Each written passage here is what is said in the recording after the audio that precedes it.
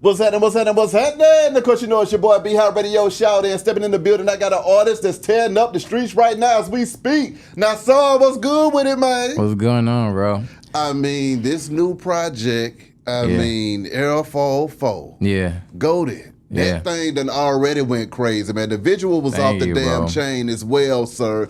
Break down this project to me, man. This project to me is like, well, by the way, big fan, man. Like, this weird. It's weird as fuck. Like, can I curse? Look, say what you feel. It's weird as fuck. Like being on this side of it. Yeah, you know what I'm saying? Like, I feel like I'm breaking the fourth wall. Like, I could run through the run to. That's crazy. It's crazy to me. But like, yeah, the project Era 404. It's about just to sum it up, so this shit don't be boring. We'll talk about the music and stuff. That's gonna be whatever to me, but. So it's about me growing, because I grew up in Atlanta. I'm from Detroit, but I grew up in Atlanta. I spent like my most important years here. And you know, 404 is the Atlanta area code. Facts. And then the error part is, Error 404 is like a text prompt you get online when the internet messed up. So I tried to blend like me, I was born in 98, so I consider myself like an internet baby. Yeah. So I was just like, me being an internet baby growing up in Atlanta, and like what that means to me is, so like each song on there is just like, what I feel like some of my experiences was like coming up in Atlanta. Man, that's hard as hell. Thank you, bro. Okay, so break that down to me though, man. Coming up in Atlanta, what was that like for you? Did you have family already here when you touched down, or did you leave everybody? We moved out here. We moved where the fuck? Riverdale. My grandma, Southside. Yeah, my grandma had a apartment in Riverdale, ghetto as hell. Riverdale. Yeah, first time slap boxing. For your life. Yeah, getting beat up and shit. Then knock Zoom. Mm-hmm. Yeah, so my grandma had a apartment on the south side. She was the only one down here though. So we lived with her for a while till we got our stuff together. Moved to Lithonia. Mm-hmm. My mom, like, she moved around a lot though, so I never really like stayed in one area too long. We was just moving all over. So like from Lithonia, I went to Stone Mountain, stayed off of Memorial Drive. From there, I moved to East Point, ghetto as hell. Yeah. Washington Road. From there, I went to Union City. Yeah. Ghetto as hell. It looked like that's a crazy thing too. Like in Atlanta, like you can't tell. Yeah, should have looked nice. Yeah. Should have looked nice, but be the complete opposite. So from there, I moved to Mableton. Okay. Mableton and Smyrna, and then I kind of finished high school there. I went to Pebblebrook from 9th to 12th. I graduated from Pebblebrook. Okay. Yeah. Now, it was still some bankhead going on over there at Pebblebrook, so I mean, you ain't fooling nobody. Yeah. Now, I mean, when it came down to this project, though, man, I mean, what are some of the main bangers off of here that people need to be looking out for, that you felt like you just went in that thing and blacked out, sir? Let me think. My favorite song... It's a song on there called Tell Me. Mm-hmm. There's a song on there called... That's probably my favorite song. It depends on the day. Yeah. And then there's a song called Land of the Cap where it's like real introspective. I made this project coming off tour. I was on tour with my dog Suave. We was on the opening up for Smino and JID. Okay, dear. And I kind of like came home. I came home and like... just from like the thrill and adrenaline from like just being on stage every night. So a lot of the music is like super turned. It's like I made the whole project in like a week. Damn. So it's just like, I think I wanted to cater the music to like what a live setting would be like, if that makes sense. So like a lot of it is turned. So I say that to say like Land of the Cap is one of my favorite because it's the only one that's kind of like a chill moment. It's introspective. I'm really rapping. So exactly. Yeah. Okay, when it came to being on tour though, man, what has that been like, just growing that fan base across the country? It's fire. It's like, cause these niggas don't know what's worth a damn. Like we opening or whatever. Like it'll be like 2-3 niggas in there singing your shit or whatever. But It'd be interesting because a lot of niggas will leave and do their research and become fans. You know what I'm saying? I think that's super fire. Come on now. It's a big way for exposure for a lot of artists. Shit exhausting as hell. We got robbed too, so like it was a bittersweet experience. Like Oakland. That West Coast boy, they don't play it's now. Like I wanna say things, but I won't. Yeah. But you don't want to jeopardize your life saying what you got to say. It's like Oakland, y'all cool. Y'all got us though. Y'all took every fucking thing, but y'all cool. Oh my God! Now I mean, goated. That visual's off the chain as well, Thank man. you, bro. I mean, break down that bop and then the visual behind it, being the guy that's really creative with it at the same time too now. Yeah, for those that don't know, I direct and edit all my videos, and then like Vidi right here, he shoots them with me. So he's director of photography. He's in the brainstorm sessions. Rob too. That song though, I made the crazy thing is like I made that song like 2-3 years ago. I made that song 2-3 years ago, and it was like one of the first beats I ever made. Just sat on it for a long time, and somebody on my team was just like, "Yo, this is a great song. We should, you know what I'm saying, move forward with it." Cause I'm a person, I move off of music super fast. It's like I think that's a product too of just like how we digest music today, because it come out so fast. Yeah. You know what I'm saying? So as I'm making music, I'm just like, whatever with it. If it don't come out that second, it's like whatever to me. But they kind of like begged me to put it out. So yeah, I made the song like 2-3 years ago. We shot the video last year. That shit took forever. It was crazy though.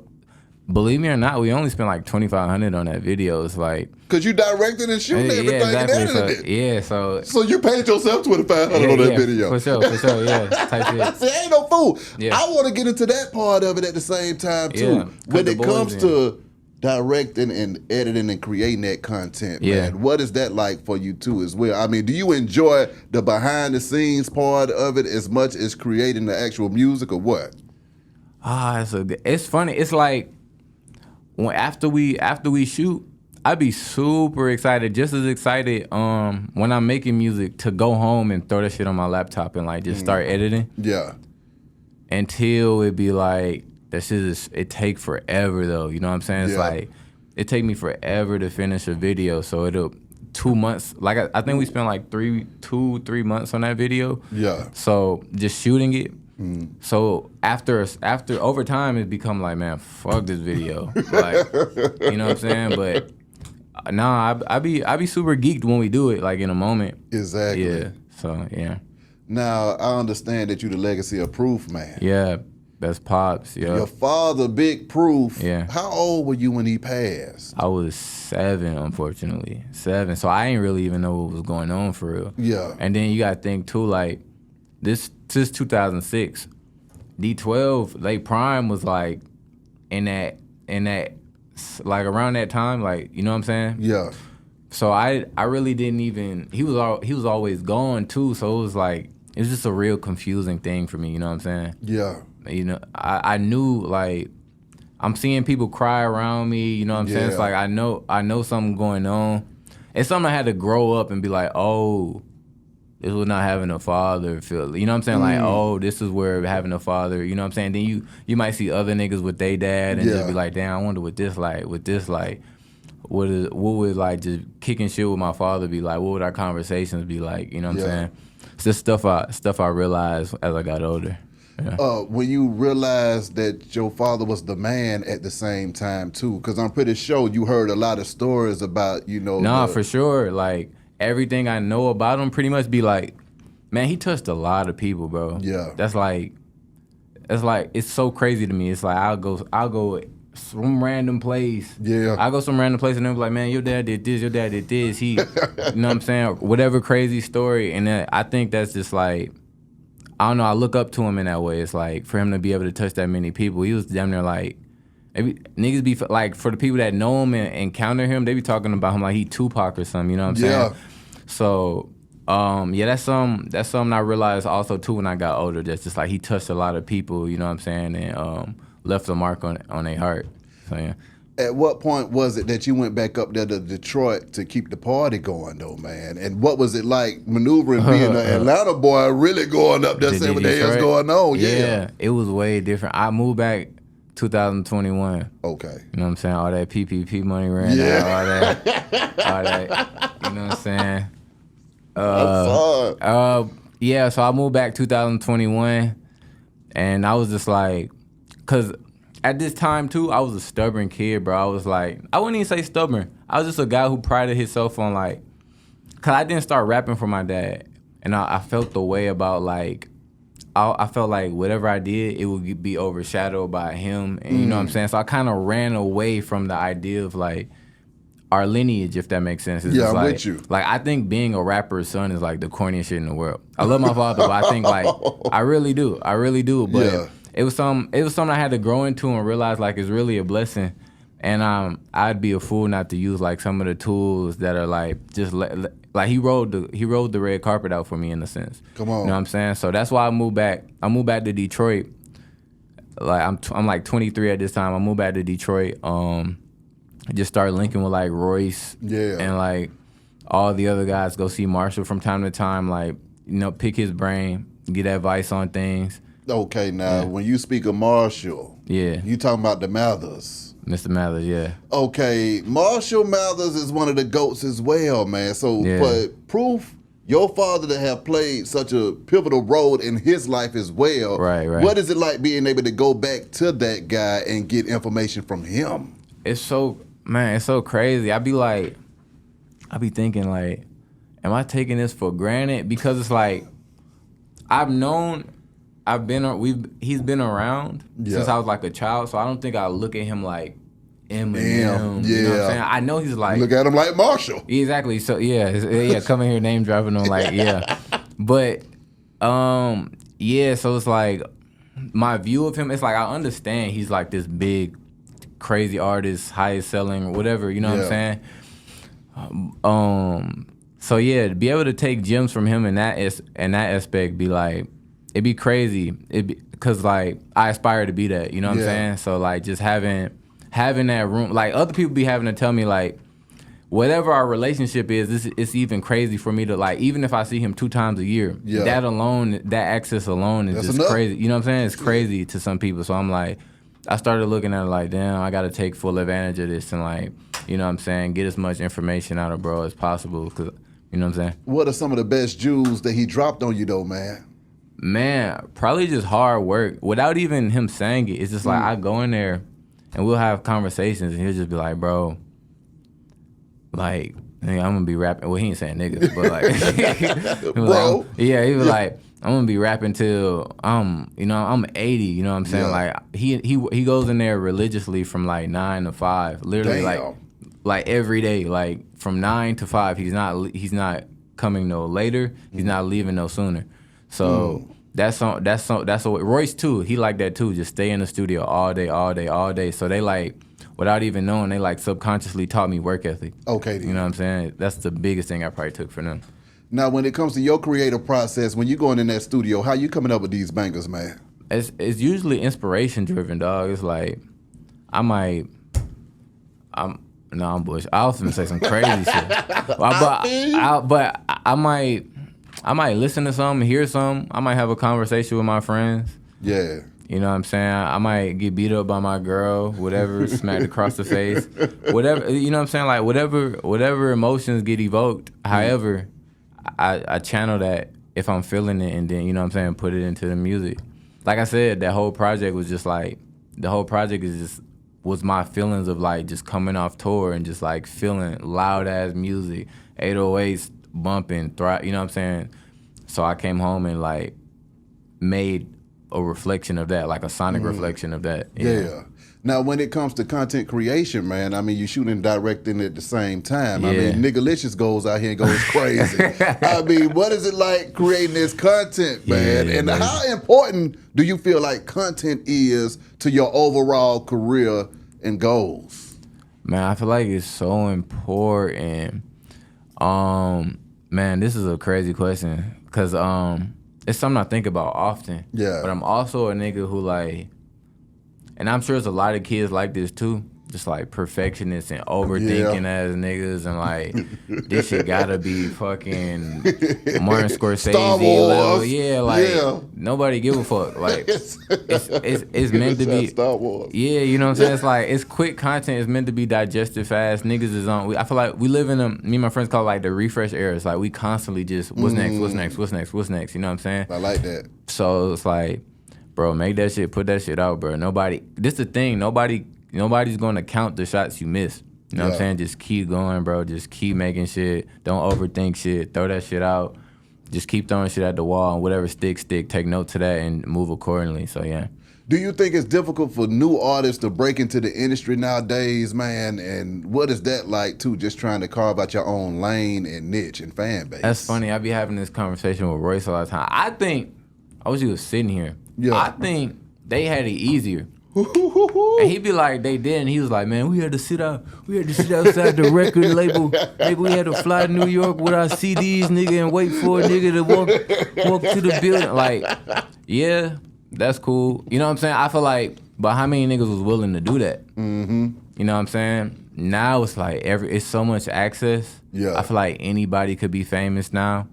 So with what I mean, and then I'm kind of like contradicting myself. What I mean by that is like, it's a million niggas doing it, so breaking through the noise kind of be harder, I feel like now. Yeah. You know what I'm saying? You gotta really like either fucking suck really bad that niggas care, or be like exceptionally good that niggas care, you know what I'm saying? And that's still a grind too. It's like that shit take time. Yeah. You know what I'm saying? I've been rapping for a minute, and I'm just like, I feel like I'm just now starting to get my just dues and stuff. Yeah. So, yeah, it'll take time. When you see Kendrick and Drake going at I knew it, this was coming. Oh, yeah, I got to ask you about it. I mean, how do you feel about the state of hip-hop and the WrestleMania that we got going on out here now? This is crazy. Everybody's jumping in. It's crazy because it's like, them niggas probably won't see this, but if I get bigger, they probably will. And it's like... You don't want to pick a side. Yeah, exactly. It's like, Kendrick my favorite rapper, though, and then Drake in my top 5, too. That's right. But... Nah, damn. It's crazy though. It's crazy. That's all I'm gonna say. It's like I don't even want to pick no nigga. This seasoning salt, nigga. It's like this. That Turk seasoning salt. Spicy lemon, nigga. Yeah. Spicy lemon pepper. Yeah. I'm with you. I'm with you. Nah, but I will say my favorite song out of all of it was. What you think? Well, you know, so on this platform, we done took the grown man approach, and we say, well, see, this is what I thought it was cute until folks started getting shot outside of people's houses. Yeah, when that started happening, it's like, okay, y'all, we need to call a timeout. We need to know that this real? Is this fake? What's going on? Do you think that's real? You think niggas really getting shot? See, that's what I don't know. That's what I'm saying. That's what I don't know. It's all a circus. You see what I'm saying? But if it is, but what I do know is that folks have been. Right, yeah. You see what I'm saying? Yes. So it's like, you know, we don't even want to play with the fire. It's like it's fire. Yeah. Do you touch it and get burnt? Right. Or do you just say, hey, man, we're going to get some heat from it and keep it moving and and let everybody know what's going on? Type shit. You see what I'm saying? So that's why I'm at with just hip-hop in general, because this is really the whole thing, Nasaan. Yeah.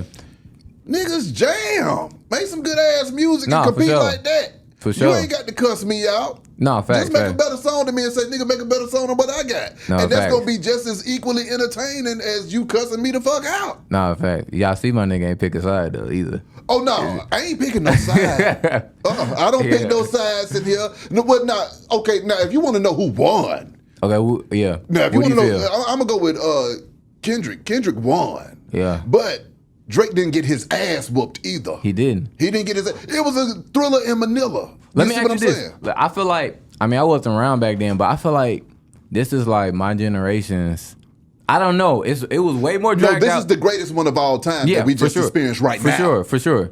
But do you feel like, I feel like it's so many similarities. Correct me if I'm wrong. Tell me what you think. We just kicking the shit, right? Yeah.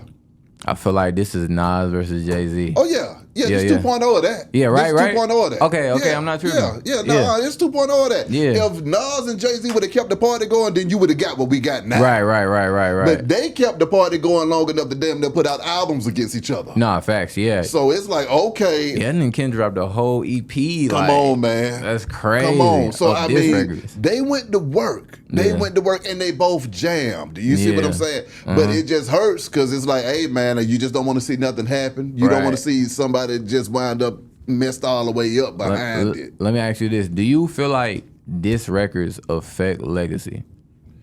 Hell yeah. You think so? Jay-Z ain't Jay-Z. He ain't the Jay-Z he was after Ether. Really? After Ether. I wouldn't know. I wasn't like... Yeah, Jay-Z was... It's like Michael Jordan getting his ass handed to him. You see what I'm saying? Yeah. Michael Jordan is Michael Jordan until somebody just hands it to him. Damn. Jay-Z was the biggest thing in hip-hop, and he could do no wrong. But when Nas came with that Ether, it was like, you see what I'm saying? That's just what it was. So by the end of it, you know, I can't say that, you know, Jay wasn't the same after that. He wasn't the same after that. Who else got, what hell, nigga?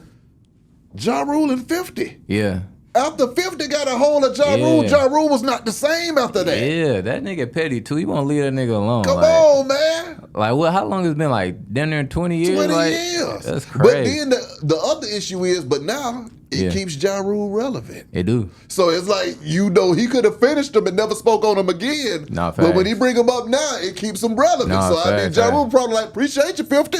Hey, fuck 50. I don't know. Yeah, appreciate you crazy though, because it's like, niggas is human too though. That shit probably like, his comments probably be like on fire. Oh like, yeah, like, on his ass. After years of dealing with that shit, he don't care. You don't think he care? No, hell no. Not when you got the money coming in. When that song starts streaming because 50 done cut you out, somebody done went and listened to your song, then you done got a damn increase in your quarter. Type shit. You see what I'm saying? You're like, shit, I ain't mad at that. Yeah. You know. But lastly, I gotta ask you this though.